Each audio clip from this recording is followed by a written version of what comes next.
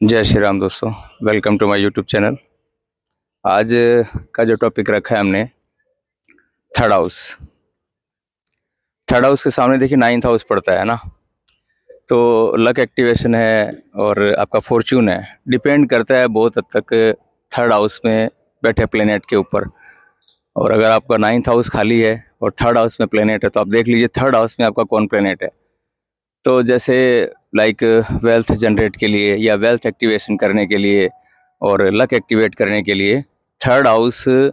को एक्टिव करना या एक्टिव में लाना, क्योंकि देखिए सेकंड से सेकंड है ना, सस्टेनेंस का। सेकंड हाउस वेल्थ का है और ये थर्ड तो सेकंड से सेकंड पड़ता है, तो ये सस्टेनेंस का हाउस हो गया। और कुंडली का एक बहुत ही इम्पोर्टेंट भाग थर्ड हाउस रोल प्ले करता है। थर्ड हाउस से क्या क्या आता है? थर्ड हाउस से देखिए बेसिकली हम करेज देखते हैं और आपकी शॉर्ट ट्रेवल्स देखते हैं, सबकॉन्शियस माइंड हो गया, आपका कम्युनिकेशन हो गया, है ना, आपके नेबर पड़ोसी या ये सब चीज़ें हो गया। लेकिन मेन जो मैंने रियलाइज़ किया है कि थर्ड हाउस के सामने ठीक नाइन्थ हाउस पड़ता है, जो कि आपका लक या फॉर्चून का या भाग्य का भाव कह लो आप, नाइन्थ हाउस पड़ता है ना।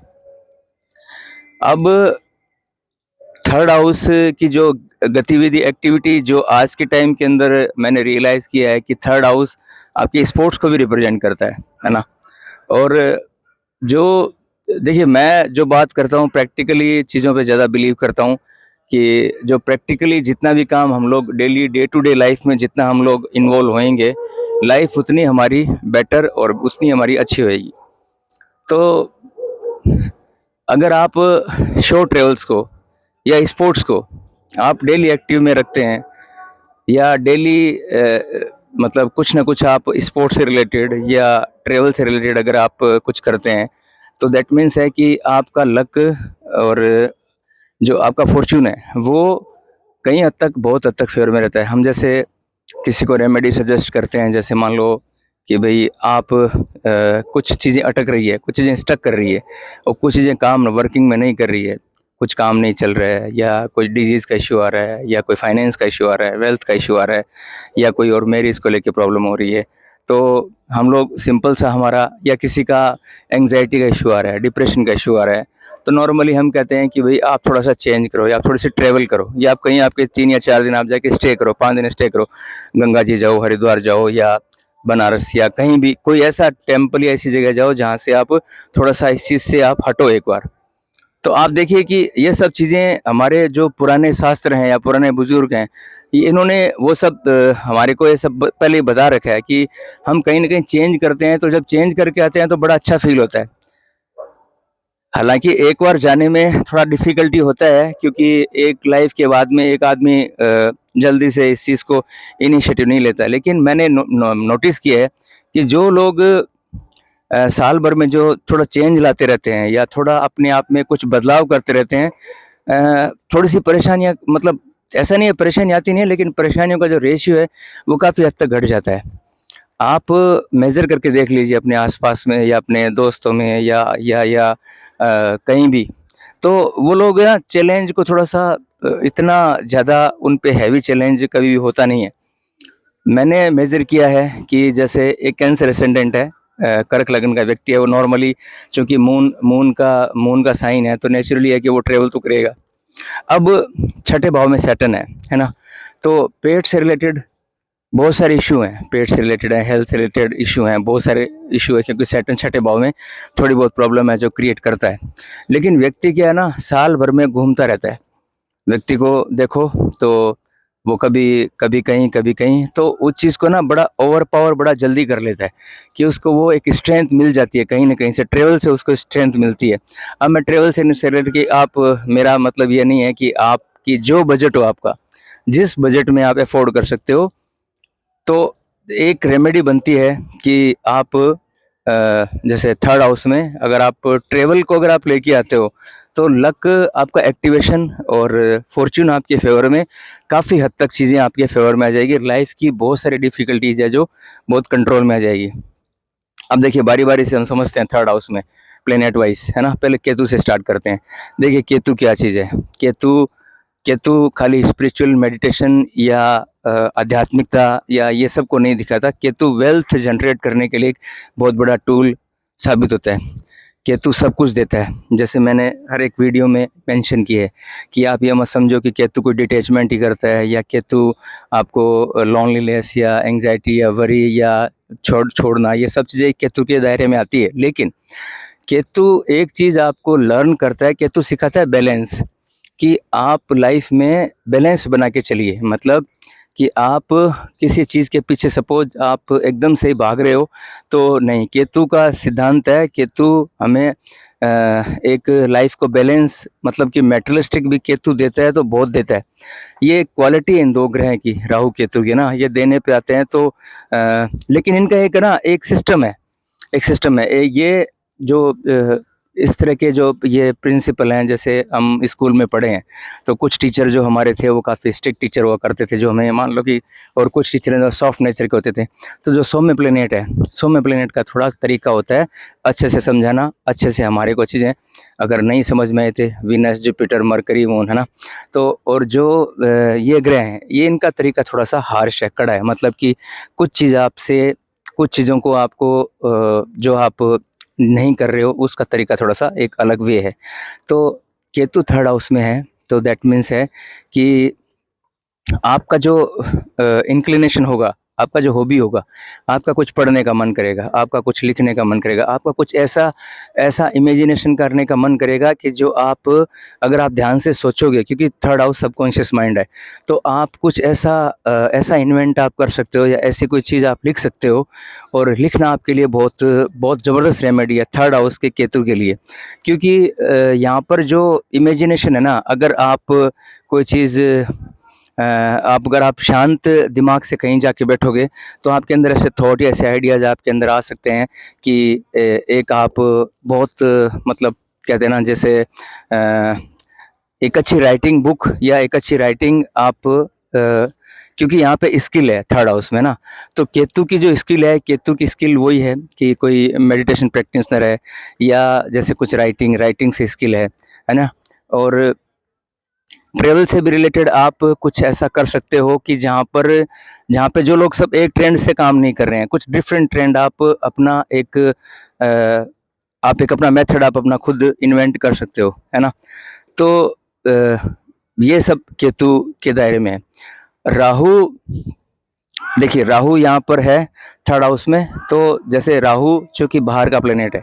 तो राहु आपको यहाँ पे टैलेंट देता है सारा का सारा जो आपका ऑनलाइन मीडिया है, ऑनलाइन मीडिया में फेसक्राफ्ट, इंस्टाग्राम, यूट्यूबर, या जितने भी आपके जो ये सोशल मीडिया रिलेटेड हैं, है ना। तो जो आप एनिमेशन सीखते हो या कंप्यूटर से रिलेटेड कुछ भी ऐसा चीज़ सीखते हो, तो राहु वो टैलेंट आपको देता है कि आप इसमें बहुत बेटर आप कुछ, क्योंकि दोनों ग्रह ही, मतलब देखिए पावर वाइज अगर देखा जाए तो सूर्य को ग्रहण भी राहु लगाता है ना। और तो जो महावीर करके जो पाराशारिक ग्रंथ में हम जब शास्त्र पढ़ते हैं तो राहु को जैसे महावीर बताया गया है। तो जैसे कि यहाँ पे इतना करेज, इतना बोल्डनेस आपके अंदर आ सकता है राहु के अंदर कि आप लाइक जो जितने भी जो आपके ऑनलाइन मीडिया से रिलेटेड जो भी काम है, आप इसको रिलेट कर सकते हो कि ऑनलाइन मीडिया में जितने भी आपके वर्क आते हैं, ऑनलाइन मीडिया के रिलेटेड जितने भी अंडर में जो भी काम आते हैं, आप बहुत बेटर कर सकते हो। थर्ड हाउस यहाँ पे जो आपके बाहर से रिलेटेड जो भी काम है, इंपोर्ट एक्सपोर्ट का काम है ना, वो आप बहुत बढ़िया से बेटर तरीके से आप ऑलरेडी जानते हो, आप ऑलरेडी आप में वो टैलेंट है कि आप वो कर सकते हो। आप जिनका थर्ड हाउस में राहु है वो मेजर करके देखिए, इनका कहीं ना कहीं से फॉरेन से कनेक्शन, या बाहर से कुछ चीज़ का मंगाना, या बाहर से सोच, या इनकी सोच ऐसी होती है कि कुछ बाहर का, मतलब कुछ इंपोर्ट एक्सपोर्ट किया जाए, या कुछ बाहर से रह के, या जैसे आउट ऑफ द इंडिया रह के और कुछ ऐसा काम कीजिए। अब चूंकि दोनों की दृष्टि हम काउंट नहीं करते हैं तो मैं नाइन्थ हाउस पे इनका एस्पेक्ट नहीं ले रहा हूँ, इसलिए बेसिकली मैंने केतु राहु से स्टार्ट किया। अब यहाँ पे मान लो सपोज चंद्रमा बैठा है, तो चंद्रमा बैठा है, तो अब चंद्रमा की दृष्टि जा रही है 9th हाउस पे। चंद्रमा वाला यहाँ पे ट्रेवल्स का पसंद करता है, ट्रेवलिंग उसको पसंद आती है, और सबकॉन्शियस माइंड में साइकोलॉजी, साइक्रिस्ट का पढ़ना, इस तरह के सब्जेक्ट वो पढ़ेगा, और इस तरह के पढ़ने में उसको इंटरेस्ट भी रहेगा, है ना, ट्रेवल का शौक रहेगा। अब उसकी 3rd हाउस में 9th हाउस पे एस्पेक्ट जा रहा है, तो दैट मीन्स ये हो गया कि 9th हाउस से रिलेटेड जो चीज़ें हैं वो भाग्य में आपके ऑलरेडी आपके भगवान ने आपको लिखी है। अब 9th हाउस में एस्पेक्ट का मतलब 9th हाउस में अगर कोई आपका प्लेनेट है या 9th हाउस आपका खाली है, तो मतलब जो जो चीज़ें आपके 9th हाउस पे जिनकी दृष्टि जा रही है वो आप डेस्टाइंड हो। लाइक मदर का हैप्पीनेस, है ना, मदर का हैप्पीनेस हो गया, ट्रेवल हो गया, फूड हो गया, कुछ चेंजेस हो गए, और ये सब चंद्रमा आपको ये चंद्रमा आपको बाई फॉर्चून आपके डेस्टाइंड हो गया। तो ये 3rd हाउस के चंद्रमा का है, जो अगर 3rd हाउस में चंद्रमा होगा। अब मरकरी है 3rd हाउस में। मरकरी देखिए आपको एक स्किल देता है, एक लर्निंग की कैपेसिटी देता है, एक एक कुछ सीखने की कला, या कुछ लिखने की कला, या कुछ बोलने का स्पीच, है ना, बोलने की कला और स्पीकिंग कला, और जो जितने भी आपके अब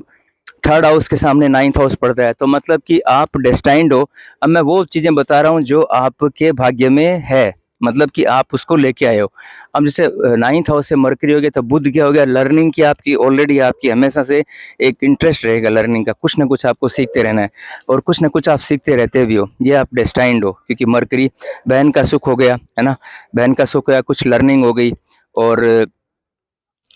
पढ़ाई, एजुकेशन, एजुकेशन एक आपका थीम हो गया। क्योंकि 9th हाउस से मरकरी का एस्पेक्ट आ रहा है, 3rd हाउस में बैठ के मरकरी 9th पे एस्पेक्ट दे रहे हैं, तो मतलब कि आपका एजुकेशन का एक थीम हो गया कि एजुकेशन आप कंटिन्यू रखोगे, एजुकेशन को आप अपना एक थीम बनाओगे, एजुकेशन लाइफ में आप बहुत अच्छा, मतलब कोई टीचिंग में, या कोई टीचिंग करना, या कोई इस तरह का जॉब जो होगा वो आप डेस्टाइंड हो, वो आपके चीज़ में आपके आ गई। अब यहाँ पे जुपिटर बैठा है,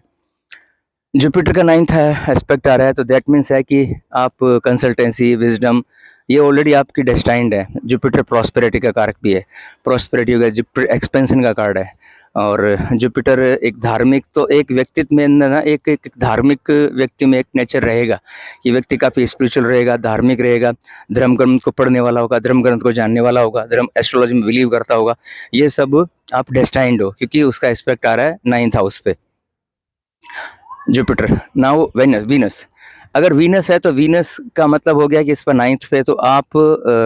की जो मतलब मैरिज आपकी डेस्टाइंड हो गई, क्योंकि 9th हाउस पे एस्पेक्ट आ रहा है, मतलब भाग्य में आपके मैरिज, प्रॉस्पेरिटी, लग्जरी, व्हीकल, ये सब आपके आपके आपके डेस्टाइंड है। आपको मेहनत कम करनी पड़ेगी, आपको रिजल्ट बहुत अच्छे ज़्यादा जल्दी मिलेंगे, वीनस अगर आपका 3rd हाउस में, क्योंकि 9th हाउस का एस्पेक्ट आ रहा है, तो ये सब चीज़ें आपके डेस्टाइंड में है। अब अगर यहाँ पर सन है, तो सन है, सन व्यक्ति का मतलब फादर का सुख हो गया, नेम फेम हो गया, और आपकी जो सोशल इमेज हो गई वो सन हो गई। प्लस यहाँ पे 3rd हाउस वाले सन को मेहनत बहुत करनी पड़ती है लाइफ में, और अपने दम पे कुछ ना कुछ करता है, तो अपने दम पे करता है।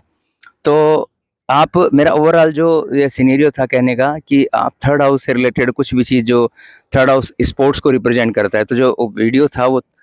इसीलिए 3rd हाउस को मैंने इतना इंपॉर्टेंस दिया कि आप स्पोर्ट्स से रिलेटेड या ट्रेवल से रिलेटेड कुछ भी चीज़ आप अपने डेली लाइफ में उसको यूज़ करके लेके आते हो, तो यहाँ से आपका 9th हाउस एक्टिवेट होता है, मतलब भाग्य एक्टिवेट होता है।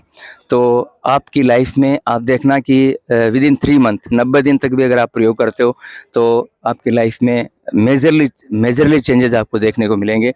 खाली और खाली 3rd हाउस एक्टिवेट करने से। तो ये 3rd हाउस एक्टिवेट करने के लिए एक मेरा छोटा सा एक मैसेज था, और बाकी डिटेल में बात करेंगे। और आपका ढेर सारा प्यार मिलने के लिए बहुत बहुत धन्यवाद। Thank you so much for appreciating my channel, and thank you. मिलते हैं कल अलग टॉपिक के साथ में। Thank you so much.